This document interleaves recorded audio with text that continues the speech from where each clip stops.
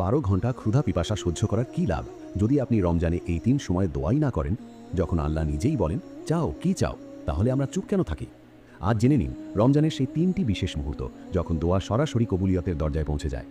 Number 1, সেহরির সময়।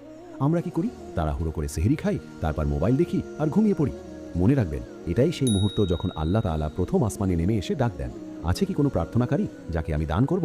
সেহরি খাওয়ার সময় মাত্র 2 মিনিটের জন্য হাত তুলে নিন, কেঁদে কেঁদে দোয়া করুন। কে জানে সেই মুহূর্তই আপনার তাকদীর বদলে দিতে পারে। নাম্বার 2, ইফতারের ঠিক 10 মিনিট আগে, বিশেষ করে আমাদের বোনদের জন্য।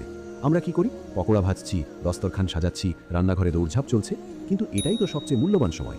হাদিসে এসেছে, রোজাদারের ইফতারের সময়ের দোয়া কখনো ফেরত দেওয়া হয় না। তাই চুলা বন্ধ করুন, 10 মিনিট আগে সব কাজ ছেড়ে দিন এবং একান্তে চোখের পানিতে দোয়া করুন। বিশ্বাস করুন, আল্লাহ কাউকে খালি হাতে ফিরিয়ে দেন না। নাম্বার 3, আজান ও ইকামতের মধ্যবর্তী সময়। যখন মসজিদে আজান হয়ে যায় এবং জামাত শুরু হতে 10-15 মিনিট বাকি থাকে,